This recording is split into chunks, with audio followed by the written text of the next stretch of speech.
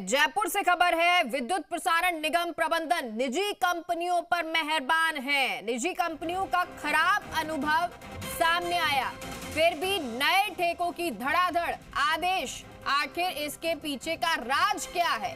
सीख लेने के बजाय फिर क्यों निजी कंपनियों पर दाव खेला जा रहा है? 132 केवी के 143 सब स्टेशंस के संचालन के लिए जारी किए letter of intent. KC energy and infra को 75 सब स्टेशंस के संचालन के लिए ऑफर जारी किया गया है। सन सिटी ऊर्जा को 132 केवी के 45 सब स्टेशंस की मेंटेनेंस संचालन का ऑफर दिया गया है और इसी तरह करनी माता कंस्ट्रक्शन को 22 सब स्टेशन का ठेका दिया गया है।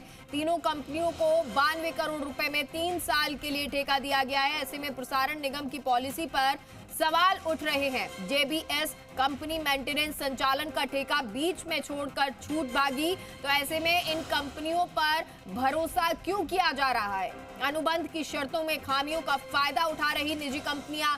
कर्मचारियों के विरोध के बीच निगम की पॉलिसी में परिवर्तन की मांग उठ रही है और कई सवाल जो है वो जी राजस्थान भी पूछ रहा है कि आखिर क्या वजह है कि सीख लेने के बजाय दोबारा से निजी कंपनियों पर मेहरबानी जयपुर विद्युत प्रसारण निगम प्रबंधन के द्वारा नजर आ रही है। निजी कंपनियों का अनुभव अभी तक खराब रहा है, लेकिन उसके बावजूद भी नए ठेकों के धड़ाधड़ आदेश दिए जा रहे हैं। अब इसके पीछे राज क्या है, वजह क्या है, ये बड़ा सवाल है। सीख लेना चाहिए था, लेकिन सीख लेने के बजाय निजी कंपनियों पर ही दाव खेला जा रहा है। 132 केवी के 143 सब स्टेशन के संचालन के लिए लेटर ऑफ इंटेंट जारी किए गए हैं। केसी एनर्जी एंड इंफ्रा को 75 सब स्टेशन के संचालन के लिए ये ऑफर जारी किए गए हैं। सन सिटी ऊर्जा को 132 केवी के 45 सब स्टेशन की मेंटेनेंस संचालन का ऑफर दिया गया है और इसी तरह करनी माता कंस्ट्रक्शन को सब स्टेशन का ठेका दिया गया है। ये तीनों कंपनियां जिन्हें 92 करोड़ रुपए में 3 साल के लिए ठेका दिया गया है। अब ऐसे में निगम की पॉलिसी पर सवाल उठ रहे हैं और हमारे सहयोगी राम सिंह राजावत और विक्रम हमारे स्थानीय संवाददाता इस खबर पर जुड़ गए हैं। सबसे पहले राम सिंह, ऐसी क्या वजह है, मेहरबानी क्यों नजर आ रही है? देखिए, ये प्रसारण निगम की जो कार्यशैली है उसको लेके सवाल खड़े हो रहे हैं कि आखिर जब पहले जीबीएस कंपनी को प्रसारण निगम ने मेंटेनेंस और संचालन का ठेका दिया था, तो इन्होंने ऐसे कर्मचारी लगाए जिनको एक्सपीरियंस ही नहीं था।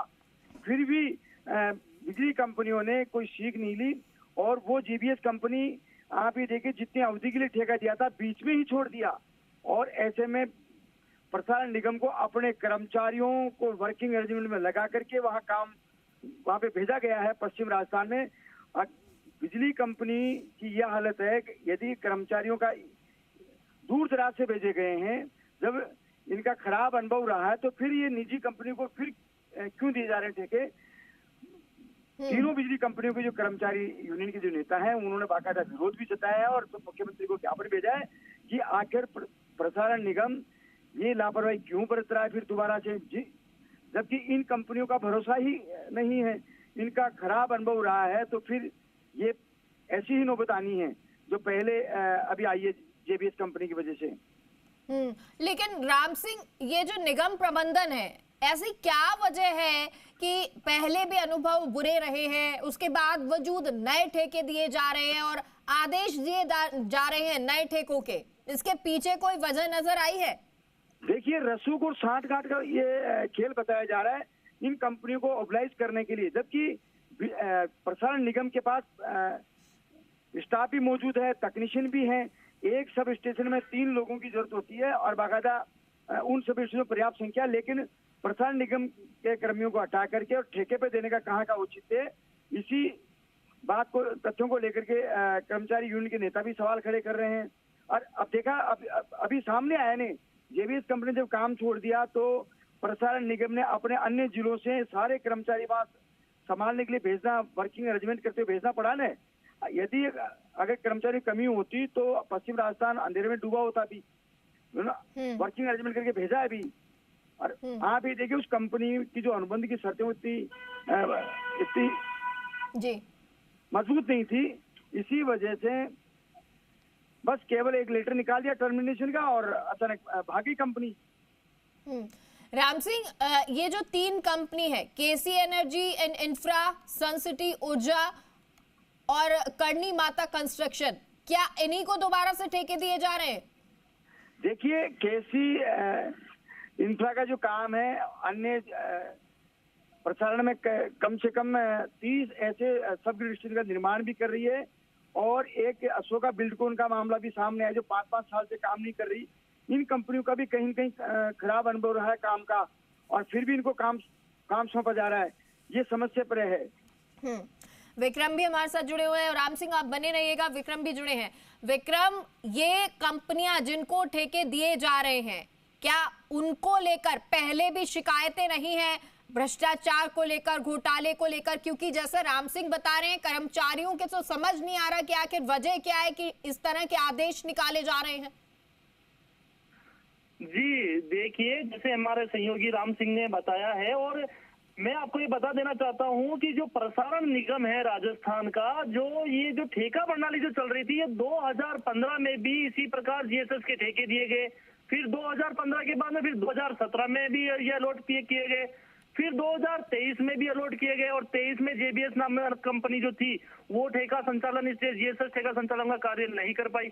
लेकिन सबसे अहम बात ये है कि जो इस बार जो ठेका हुआ है, यानी कि 92 करोड़ रुपए का जो इन तकरीबन 150 है, 143 को जीएसएस ऑलरेडी अलॉट कर दिए हैं, और 7 जो जीएसएस है अभी वो प्रस्तावित हैं।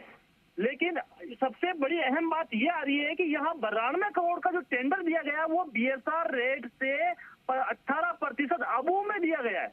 ये एक बड़ी सोचने और विचारनीय बात है। जब बीएसआर रेट है, उसकी एक फिक्स स्टैंडर्ड रेट है, तो फिर उस स्टैंडर्ड रेट पे इनको कॉन्ट्रैक्ट दे दिया चाहिए था। जबकि 2015 में भी बीएसआर रेट से हुआ, 2017 में भी बीएसआर रेट से हुआ, 2023 में भी बीएसआर रेट के अंदर ही हुआ। इस बार बीएसआर रेट से 18% अबू में ठेका दिया, यानी कि देखा जाए तो प्रसारण निगम को सीधा 15 करोड़ का चूना लगा इस बार। और 15 करोड़, जी बिल्कुल जी विक्रम, बात पूरी कीजिए। जैसे इसी के साथ में जो एक टेंटेटिव जो अमाउंट भी अगर माने, तो एक सब डिवीजन में, जैसे एक जीएसएस में 132-220 जीएसएस में तकरीबन 24 घंटे के अंदर 6 से 8 टेक्नीशियनों की आवश्यकता होती है। यदि उन टेक्नीशियनों की यदि कंपनियां अगर जो एक अमाउंट फिक्स है, जो लेबर रेट जो फिक्स है, उसके अकॉर्डिंग भी अगर काम करें, तो भी इनके तकरीबन 58 करोड़ 60 करोड़ तक का इनका जो एस्टिमेट आ रहा है। फिर भी इनको 92 करोड़ का टेंडर दिया गया।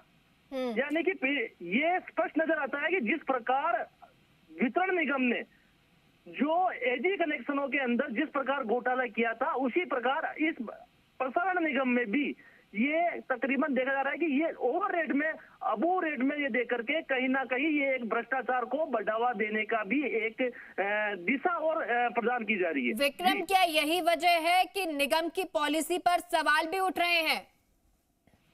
निगम की पॉलिसी पे सवाल उठना वाजिब सी बात है। जब कोई बीएसआर रेट फिक्स हो चुकी है, तो फिर उनको बीएसआर रेट से अबू जाना एक कहीं ना कहीं ये तो एक सवालिया निशान है। चाहे तो इनकी इतनी जल्दबाजी कहाँ थी इनको टेंडर करने में।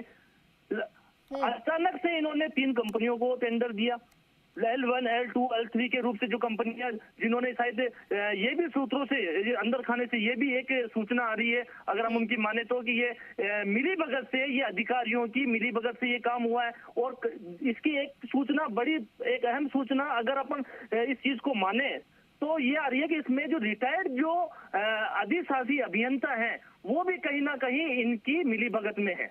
जी बिल्कुल विक्रम, क्योंकि देखिए जेबीएस कंपनी मेंटेनेंस संचालन का ठेका बीच में छोड़कर भाग छूटी थी, और जब इस तरह की कंपनियां करती है तो उनको ब्लॉक कर दिया जाता है, ब्लैक लिस्ट में डाल दिया जाता है, क्योंकि उन पर दोबारा भरोसा नहीं किया जाता, उनको ठेके नहीं दिए जाते।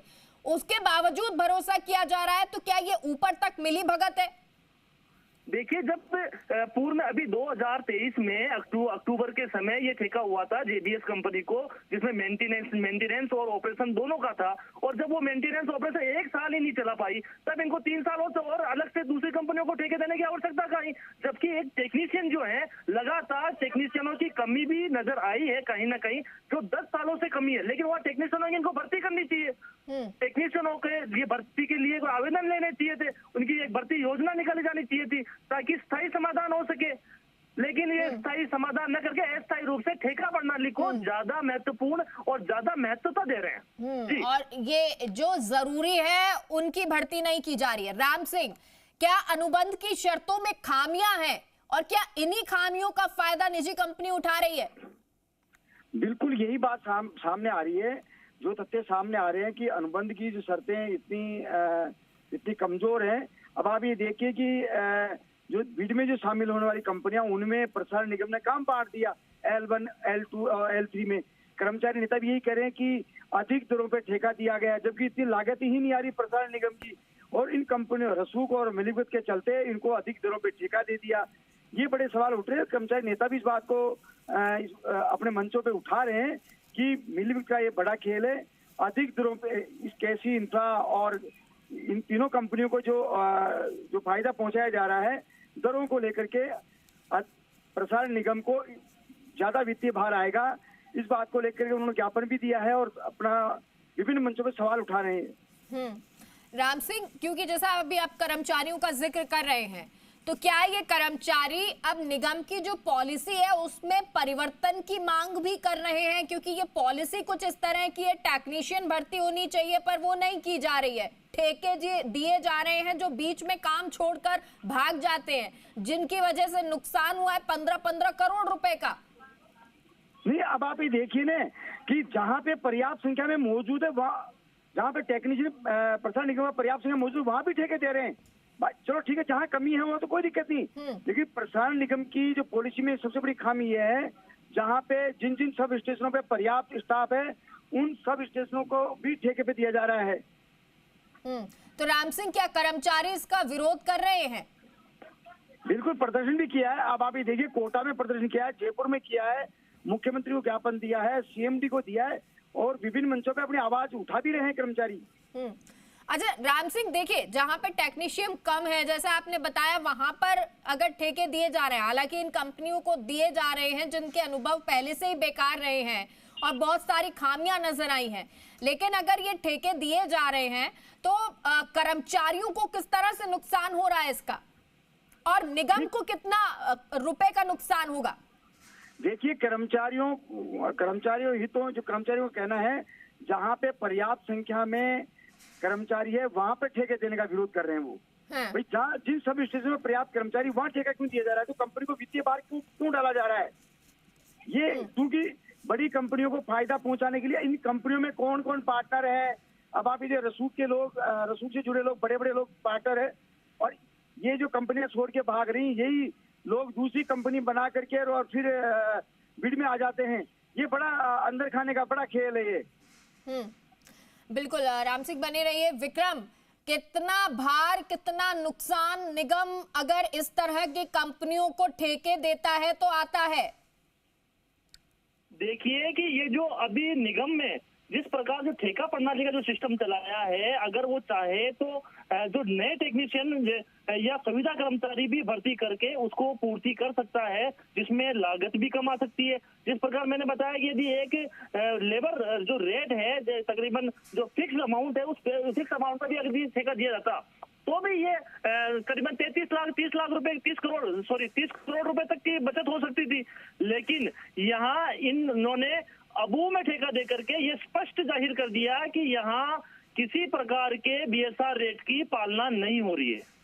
जी विक्रम, कोई वजह तो निगम के द्वारा दी जा रही होगी ना कि आखिर संविदा कर्मियों की अगर वो भर्ती करते हैं या जहां पे टेक्नीशियन है वहां पे भर्ती करते हैं, या जहां जरूरत नहीं है ठेका देने की वहां पर अगर टेक्नीशियन या कर्मचारी काम करते हैं, तो फिर इस तरह से ठेके क्यों दिए जा रहे हैं?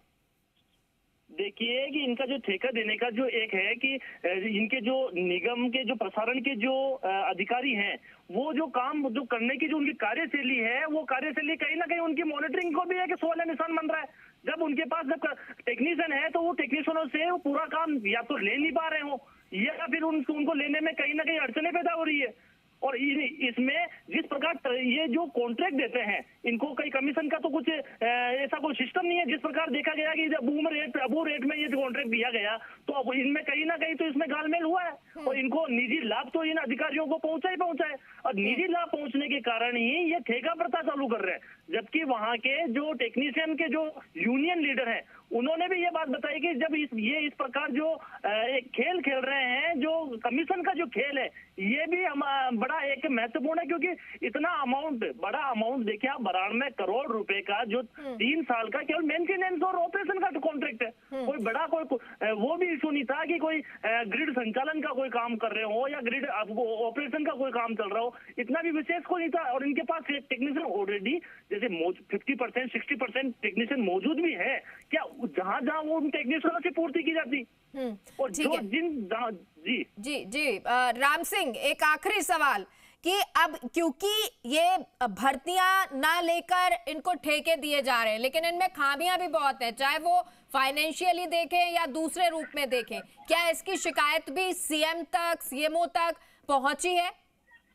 बिल्कुल पहुंची है, उन्होंने ज्ञापन दिया है।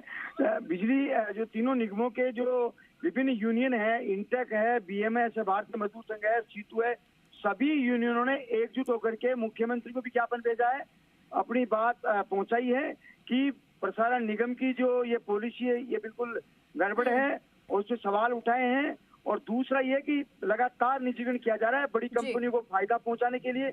अब आप ये देखिए, दरों को लेकर भी जो अधिक दरों पे ठेका देना को लेकर के भी विरोधाभास है। अब आप बड़ी जानकारी है, लेकिन बिल्कुल अब सवाल ये है कि क्या इस पर नजर पड़ेगी और जो मांग कर्मचारी कर रहे हैं उन मांगों को भी माना जाएगा या नहीं। बहुत बहुत शुक्रिया राम सिंह आपका इस जानकारी के लिए। विक्रम, आपका भी बहुत बहुत शुक्रिया जानकारी के लिए।